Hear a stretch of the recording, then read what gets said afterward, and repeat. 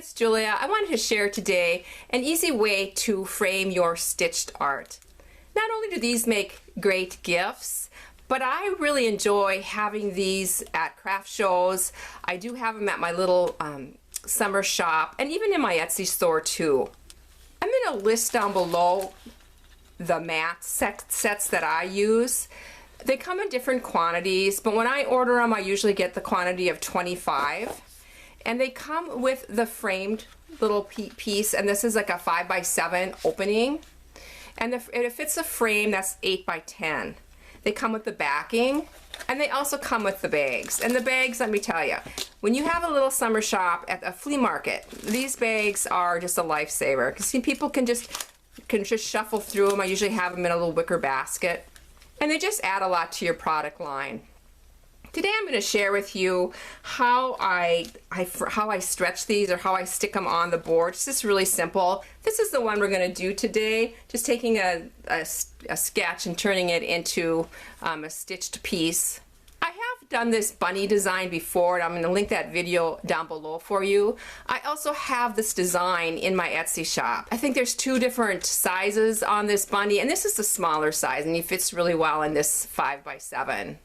And so the link to the mats are going to be down below, and the link to the video on the bunny, and also the link to the design of this bunny will be down below. I sell it on my Etsy shop. But let's get started. This is the one we're going to be working on today. I am working on a natural colored muslin here, and I'm going to be adding this fusible mid-weight interfacing to the back side. This is just going to give it a little bit more stability from when I take it to my sewing machine. I have my new light pad here. I just really have been enjoying this. Those blue circles that you see are magnets that keep this piece secure while I'm doing my tracing. I am using my heat erase pens, so that's just gonna disappear once I'm done working just by using my iron. You do want to make sure you test those pens before you use them to make sure they do disappear the way you want them to and they don't shadow. I do have my feed dogs dropped. I did not take my bobbin thread to the top on this. I'm going to just take all my threads to the back and tie them off. Have my darner foot on. I have my stitch length to 0, and I'm doing all the movement on this. I do have black thread, just an all-purpose black thread on the top and then also in my bobbin. And you can see I'm not getting right on those lines. That pen mark will disappear at the end here. This is such a simple design. I've really been into trees lately. My last project was also a tree, but I like the simplicity of this. Anybody who is a nature lover, I think, would love this for a gift. And you can see I just used my self-threading needles there, and I'm taking those to the back and just tying them off and clipping them. I am just using a piece of scrap fabric as a press cloth here to erase all those marks from that pen mark, and there it is. I have all these sayings. I had this fabric that I had purchased several years ago, and it has "Love a Tree," "Save the Forest," all those wonderful sayings. And so I just added heat and bond light to the back of them and cut them all out when sitting in front of the TV. So I have these phrases all ready to go. I'm always looking for phrases when I go to the stores, because I do use a lot of them in my work. I'm going to attach this with free motion with cream colored thread.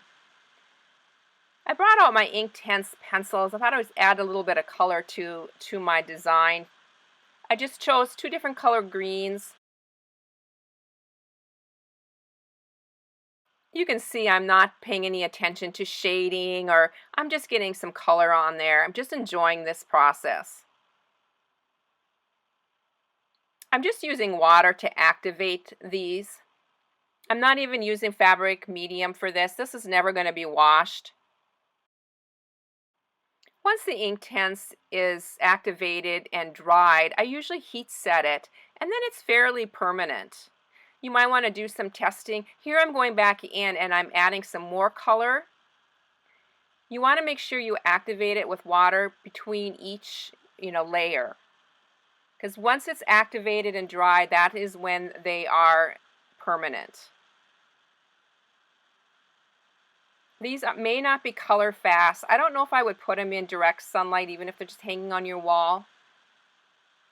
You might want to do some experimenting with that. I think heat setting also helps get it into the fiber. I'm just going to share with you how I go ahead and do this in the frame. I like to trim all my edges just with my pinking shears, just to get all the little scraggles cleared away. And now I'm taking my double-sided tape and just going all the way around just the little pieces on all four sides of the backing part of this matting set.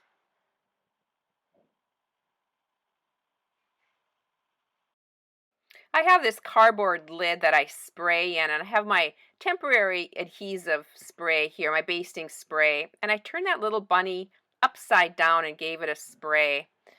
And now I'm just centering this right on top of that backing, getting the edges down, and then just smoothing everything flat.